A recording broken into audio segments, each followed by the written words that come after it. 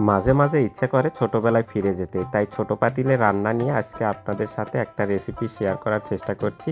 প্রথমে পোলার চাল আমরা এখানে ধুয়ে নিচ্ছি। মূলত আমরা পায়েস করার চেষ্টা করব ছোট পাতিলে, অর্থাৎ রিয়েলিস্টিক রান্না। খেলনা হাঁড়ি পাতিলে আগে আমরা অনেক রান্না করার চেষ্টা করেছি, অনেক রান্নাও করেছি, যাকে আমরা প্রশ্ন বা পিকনিক বলে থাকি। আজকে আপনাদেরকে আমরা দেখানোর চেষ্টা করছি ছোট পাতিলে রান্না। এটা আমরা পায়েস করার চেষ্টা করছি। একটা পাতিলে আমরা সুন্দর করে পরিষ্কার করে ধুয়ে সেই পাতিলের মধ্যে আমরা দুধ দিয়ে দেব, অর্থাৎ দুধ দিয়ে এটাকে সিদ্ধ করতে হয় এই চালটা। দুধ একটু পানি দিয়ে আমরা পাতিলটা চুলাতে তুলে দিচ্ছি এবং বেশ কিছু সময় আমরা এখানে জাল করার চেষ্টা করব যেন এগুলো সিদ্ধ হয়ে যায়। এর মাঝে এখানে আমরা দিয়ে দিচ্ছি বেশ কিছু উপকরণ, যেগুলো পায়েসের উপকরণ থাকে সেগুলো আমরা এখানে দেওয়ার চেষ্টা করেছি।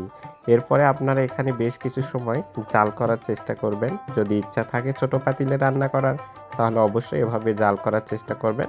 একটু পরে দেখতে পারবেন এখানে বলক চলে আসছে, এখানে উতলাচ্ছে, এখানে সিদ্ধ হচ্ছে। চেষ্টা করবেন একটু ভালো করে সিদ্ধ করার জন্য। অনেক সময় জাল করলে এটা সিদ্ধ হয়ে যায়। কিছু সময় পরে এখানে চিনি অ্যাড করে দেবেন, অর্থাৎ দুধ আগেই অ্যাড করা হয়েছে এবং বাদাম সব কিছু অ্যাড করা হয়েছে, দালচিনি সহ।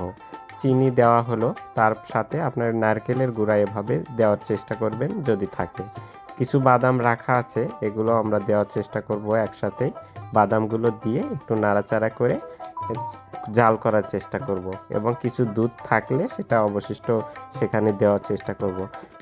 এই খেলনা হাঁড়ি পাতিল সেট 30 পিসের এক সেট থাকে, যা আমরা টিকটকের বায়োতে লিঙ্ক দিয়ে দিচ্ছি। আপনারা চাইলে ওখানে ক্লিক করে ওপেন করে বাই নাও ক্লিক করে অর্ডার করে নিতে পারেন। খুব অল্প দামের মধ্যে এই সেটটি পাওয়া যায়। পায়েসটি হয়ে গেছে, দেখেন পায়েসের লুকটা অনেক সুন্দর আসছে, যা আমি অনেক সুন্দরভাবে খাইছি, অনেক মজা হয়েছে। ধন্যবাদ সবাইকে।